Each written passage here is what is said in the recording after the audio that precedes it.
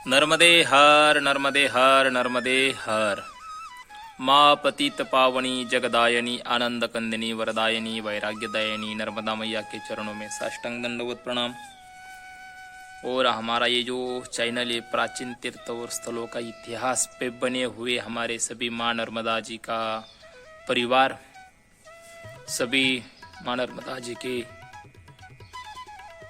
भक्त एवं परिक्रमावासी मूर्ति, संत महानुभव सभी हमारे जो परिक्रमा में स्थित है, परिक्रमा जिनकी हो गई है, जो परिक्रमा करने वाले हैं, सभी महानुभवों के चरणों में मेरा साष्टांग दंडवत प्रणाम। बहुत सारे प्रश्न पूछे जाते हैं, सवाल पूछे जाते हैं दर्शकों के माध्यम से। किसी का कहना रहता है, महाराज जी परिक्रमा में हमें दिन में कितना चलना चाहिए, दिन में कितना चलना चाहिए, मतलब दिन में कितना किलोमीटर चलना चाहिए। ये प्रश्न किसी ने पूछा था हमको, उसी का हम ये जवाब देने की कोशिश करेंगे। सवाल के बदले में जवाब हम आपको दे देंगे। देखिए क्या रहता है, आप जब परिक्रमा उठाते हैं तो आप परिक्रमा कितने दिनों में पूरी करना चाहते हैं, ये आपके ऊपर डिपेंड रहता है। ऐसा आपको लगता है, ये गलत फहमी है। आप बोलोगे महाराज जी ये क्या बोल रहे हो आप, हमें परिक्रमा करनी है तो हमें पता नहीं रहता क्या, हमें परिक्रमा कब पूरी करनी है। देखो ये आपकी गलत फहमी है। बहुत सारे लोगों को लगता है भाई हम परिक्रमा में जब संकल्प उठाते तो कहते हैं हम 60 दिन में पूरी करेंगे, मतलब 60 दिन में परिक्रमा पूरी करेंगे। मुझे भी मिले थे, कोई महानुभव मिले थे, उन्होंने मुझसे कहा था मैंने 61 डेज में परिक्रमा पूरी कर ली थी, मतलब 61 दिनों में परिक्रमा पूरी करी थी।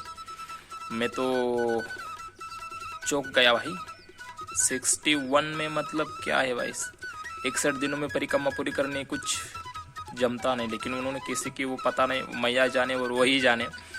पर परिक्रमा में आपको एक बात का ध्यान रखना है, परिक्रमा में आप घर से जाते हो लेकिन परिक्रमा आप खुद के दम पे नहीं कर पाते, इसका भी मैं आपको प्रमाण दे दूंगा। खुद के दम पे परिक्रमा आप नहीं कर पाओगे, नहीं कर पाते हैं, ना कर पाएगा, कोई नहीं कर पाएगा। तो बहुत सारे लोग हमें कहते हैं महाराज जी तो फिर परिक्रमा कौन हमारी कराते हैं, परिक्रमा में तो हम ही चलते हैं, परिक्रमा में हम ही चलते हैं, सब कुछ तो हम ही करते, तो फिर हमें हमारे हिसाब से परिक्रमा क्यों ना करें।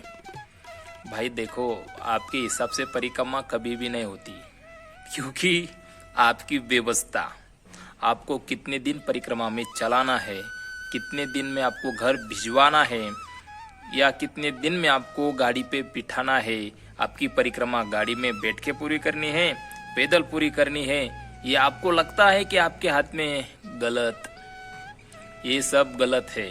ये आपको कोई भी किसी भी यूट्यूबर ने आपको ये बात नहीं बताई होगी।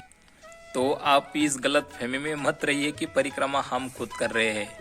ना ना ना ना ना क्योंकि हमने परिक्रमा की, हमें पता है अपनी परिक्रमा कौन कराता है। हम तो सिर्फ पुतले बने रहते हैं, उसको जब मन में आया जगाना है, उसको जब मन में आया उसको रुकवाना है। हम दिन में कितने किलोमीटर चलना ये मुझे पूछा गया था, उसका ही जवाब दे रहा हूँ। हम 3 दिन में कितने किलोमीटर तक चले थे पता है आपको? 3 दिन में आदमी कितना किलोमीटर तक चलेगा, कमेंट में बताइए। 3 दिन में एक आदमी कितने किलोमीटर तक चलेगा? अगर दिन का 20 भी किलोमीटर लेके चलो, दिन का मतलब समय क्या रहता है, 12 घंटा आपको चलना है, 12 घंटा आपको चलना है। 12 घंटा में 1 घंटे में आप 4 किलोमीटर तक जाते हो, तो देखिए 12 घंटे में कितना होता है, कितना चलना चाहिए। आराम से चल पाओगे आप? तो 12 घंटे के अंतर्गत आपको किसी ने चाय के लिए बुलाते हैं, किसी बाल भोग के लिए बुलाते हैं, कोई घर में भोजन के लिए बुलाते हैं, क्योंकि दोपहर को धूप रहती है। आप लगातार 12 घंटे नहीं चलते, लगातार बड़ी मुश्किल से आप सुबह के 4 घंटे चलोगे, मान के चलिए 4 घंटे आप चलोगे।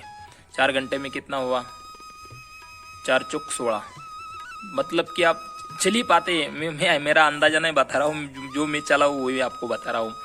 कम से कम आप 11:30-12 बजे तक 16 या 17 किलोमीटर आराम से जाते हो।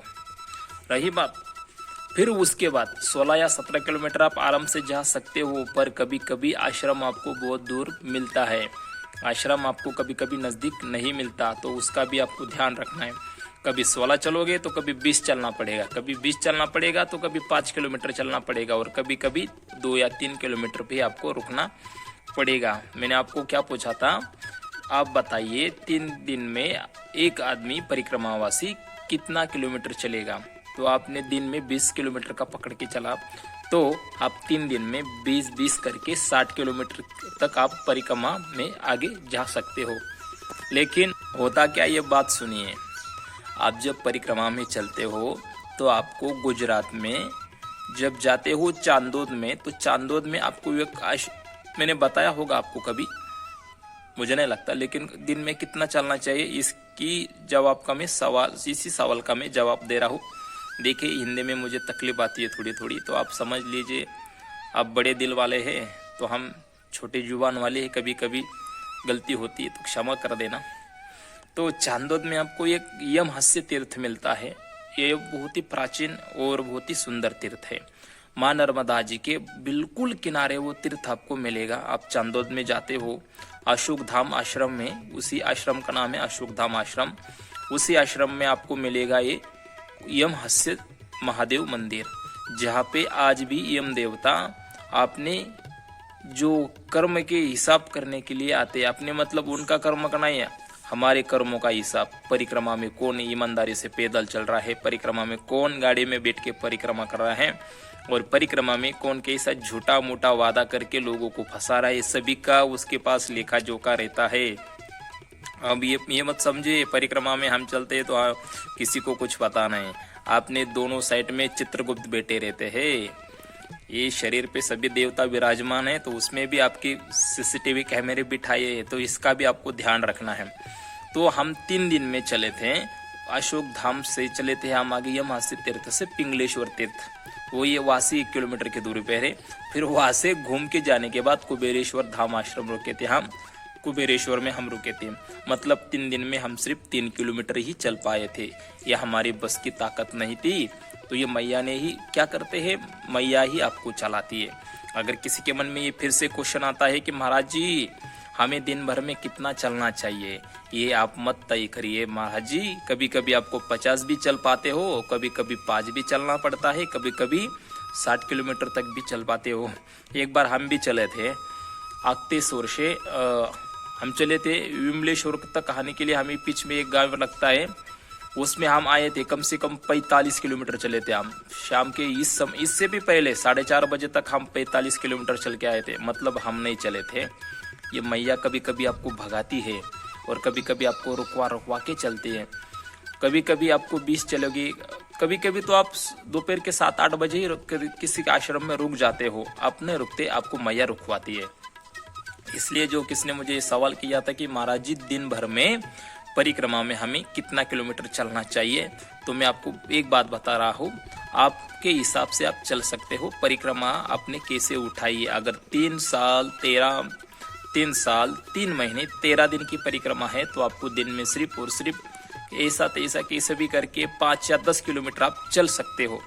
और अगर आपको परिक्रमा जल्दी करनी है तो आपको कम से कम दिन में आप आराम से 25 या 30 किलोमीटर भी चलोगे तो 4.5 महीने में आपकी परिक्रमा आराम से पूरी हो जाएगी। हाँ, पर ये परिक्रमा का मैंने आपको पहले ही बता दिया है कि परिक्रमा खुद के दम पे कोई भी नहीं कर पाता, ना मैं कर पाया हूँ और ना अन्य कोई परिक्रमावासी खुद के दम पे परिक्रमा कर पाया है। अगर खुद के दम पे परिक्रमा कर पाया है तो वो जरूर गाड़ी पे बैठ के ही परिक्रमा पूरी करके घर आया होगा, वैसे वो परिक्रमा पूरी नहीं कर पाएंगे पैदल। बहुत सारा हमने देखे हैं। अपना दिमाग नहीं लगाना वहाँ पे, अपना दिमाग वहाँ पे लगाना ही नहीं है। क्या करना है, हमें खाली खोपड़ी लेके जाना है, तो ही मैया आपकी कंप्यूटर में कुछ ना कुछ फिट करके आपका वहाँ पे उद्धार करेगी। इसका भी आपको ध्यान रखना है। अगर हमारी ये जानकारी पसंद आती है तो हमारे चैनल को सब्सक्राइब करें, लाइक करें, शेयर करें, बेल आइकन प्रेस करके नोटिफिकेशन को ऑन करके रखें, ताकि ऐसी ही आने वाली वीडियो की जानकारी आपको मिलती रहे। चलिए अभी के लिए बस इतना ही, आगे के लिए नर्मदे हर नर्मदे हर नर्मदे हर बने रहिए हमारे चैनल पे, हमें सपोर्ट कीजिए, क्योंकि आप सपोर्ट करोगे तो ये हम वीडियो बना पाएंगे। नर्मदे हर।